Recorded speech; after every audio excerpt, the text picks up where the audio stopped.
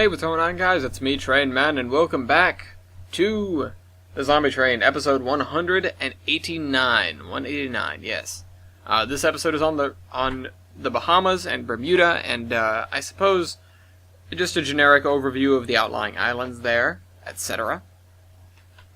And this is a momentous occasion indeed, because ideally by the time this comes out, but potentially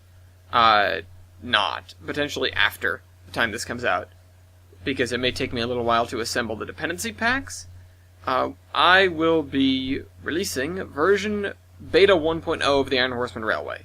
Yes, that is official. You're hearing it from the horse's mouth. And something to be warned before you go and download it, just warning you, outside of Layton, on the ground, there is a giant veiny dick drawn. And before anybody asks, that was me. I drew that. So, I will wrangle up the dependency packs. It will have no, absolutely no, train cars, wagons, freight cars, passenger cars, engines, anything. Doesn't have anything like that placed down. Everything else has been cleared out, except for a couple of smaller things. And the AI, what little of it exists, does work. All of the industries should work-ish. And aside from that, again, the map is a little rough around the edges. It's beta 1.0, but it has all the functionality I think we need. And that's, a few things needed overhaul, but as it stands, everything should be fine. Actually, I think my 100-mile-per-hour speed signs are missing. So, that's a problem.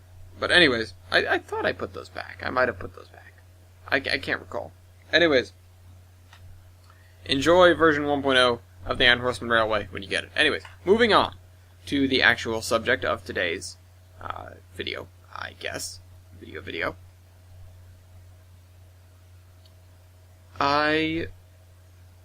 Something. Well, okay. The islands in and around the Gulf of Mexico. They went one of two ways. It was, okay, is the population decently armed? If so, they turn into small, basically fortress islands. If the population was not armed and they were onset by zombies, which happened quite frequently, especially with boaters trying to escape, they'd run to these little islands, they wouldn't know they were already infected, and 24 hours later they're already a zombie. So, they're already a fully animated zombie. So, this was the fate of many of these small outlying islands, including places that are relatively built up. And it would just be very quickly their downfall, and then you'd end up with an island full of zombies, which, there's no reason to go to that island anyways, unless you want to clear it yourself and make it your home. Which, I know a couple of people that tried. I don't quite know anyone that succeeded. I know the Keys were strongholds, so to speak. But as for the smaller islands, there was no such there was no such safety out there. Generally, I mean, you'd come across, and these were some of the things that happened during the Zombie Train Incorporated. Obviously, I had nothing to do with these islands before then. I hardly had anything to do with these islands during then and after then. They were just sort of waypoints. And we would go there if we got a radio transmission, or somebody needed help, or something like that, and, we did our best to, look at this place, let's check in and see if anything's going on.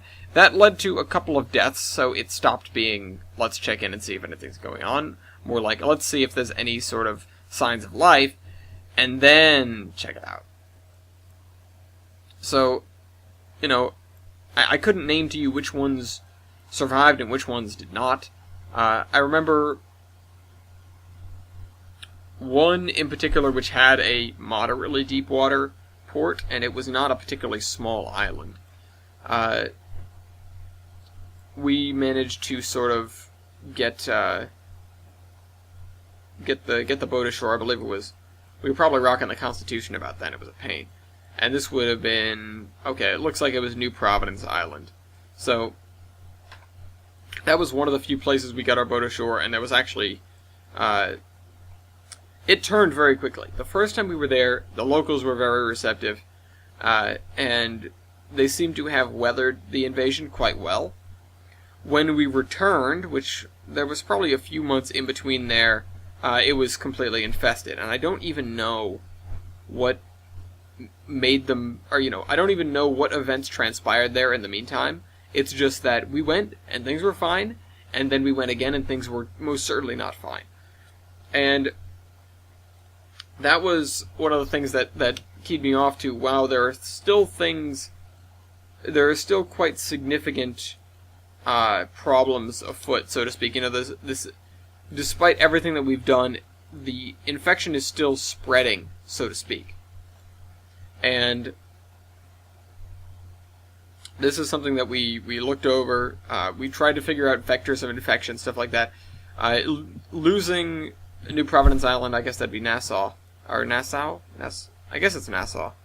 I can't pronounce. Losing that sort of made us realize, okay, there's still a problem. We realized that around there, if you had a beach side, you were still liable to get zombies washing up on the coast. And abandoned boats and stuff like that, when they sort of came ashore, if they were blown ashore by the wind or pushed ashore by the tide, there was a not insignificant possibility that you'd be dealing with zombies on that craft. And this led to problems, this led to significant challenges. We started doing more sweeps of the coastlines due to this, and we did actually pick up a few, I suppose you could call them infection vectors, before they became a problem.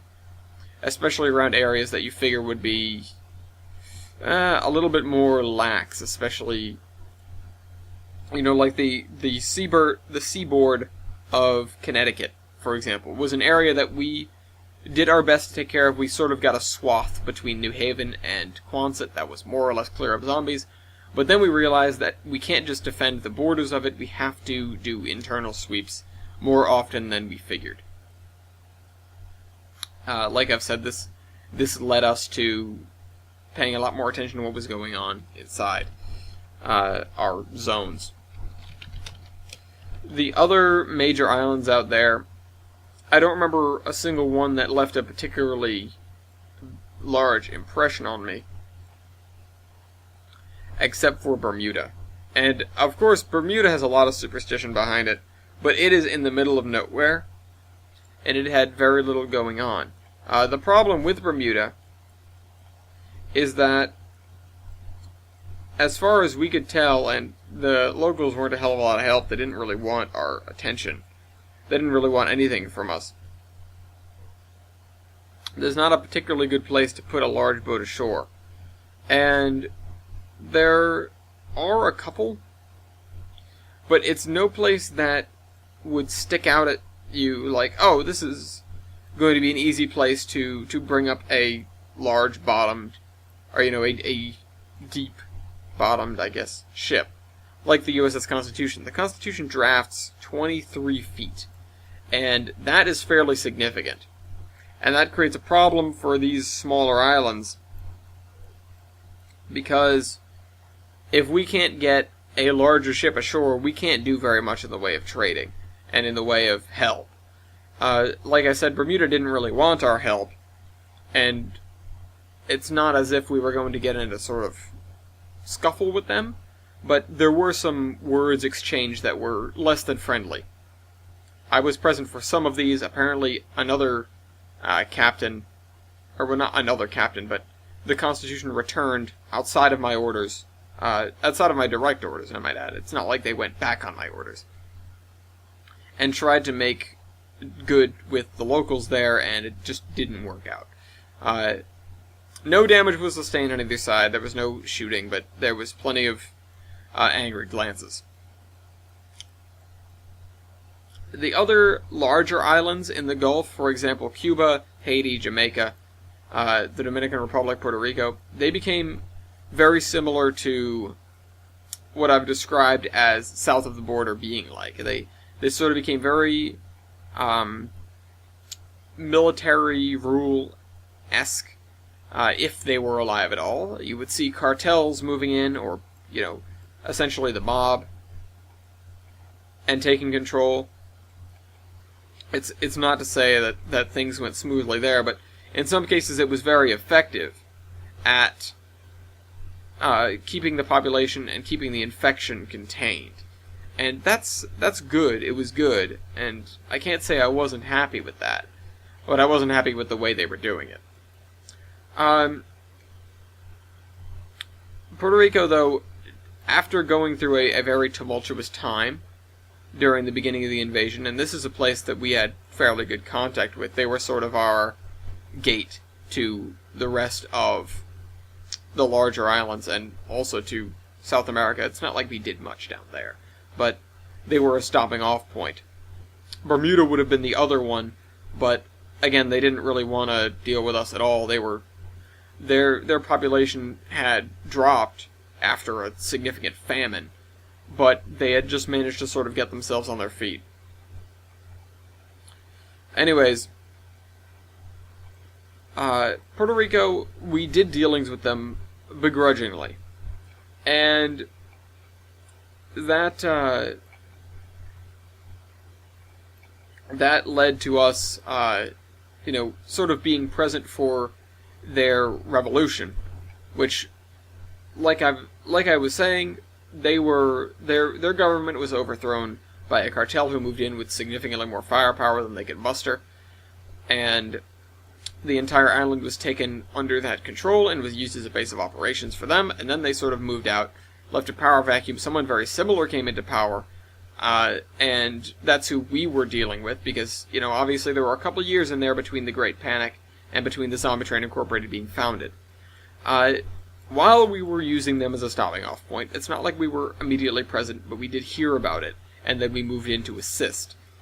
They underwent a revolution against their dictator in order to install a more democratic government.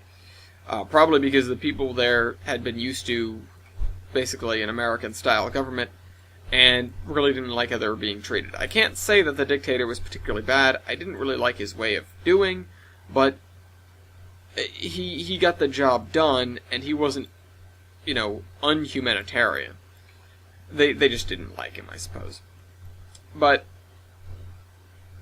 there was enough civil unrest there that I suppose things escalated out of hand.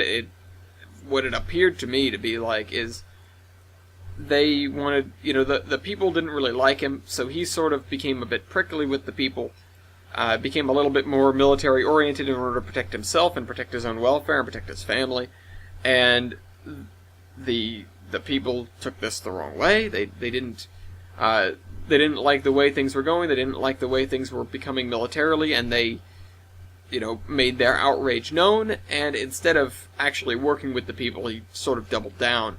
And this led to massive civil unrest, a revolution, and an installment of a new government. Halfway through this, knowing that the islands were in turmoil, and knowing that it was theoretically possible to come out of this in a better way, we moved in to assist. I won't pretend we did an awful lot, but we managed a lot of the strategic, we did a lot of strategic oversight. And we brought in a lot of supplies. Not military supplies, but more like food and fresh water and construction supplies for them to sort of get things settled. And the island was nearly split for quite a while, because you had the dictator who did manage to survive and sort of regroup with his population, and then you had the democratic government sort of encroaching on the other half of the island. And then, for whatever reason, the man gave in, and his government dissolved, and the island became one thing. And I don't actually know what happened to the guy. I don't think anything particularly bad happened to him. But the dictator sort of vanished into history. It's theorized that he took off. That's what people said, but he may have just sort of filtered into the background. And suddenly there was a power vacuum in half the island, and this is when we really stepped in. It was, okay, there's not really a war going on, we can move in to assist. And it was good timing, too, because there were a few potential outbreaks. There were some infection vectors present on the island at that point in time that I'm not sure they would have been able to deal with everything at once. Anyways, hope you guys enjoyed this video, and I'll see you next week and enjoy the Iron Horseman Railway. I'll get to work on those dependency packs now. Trainman out.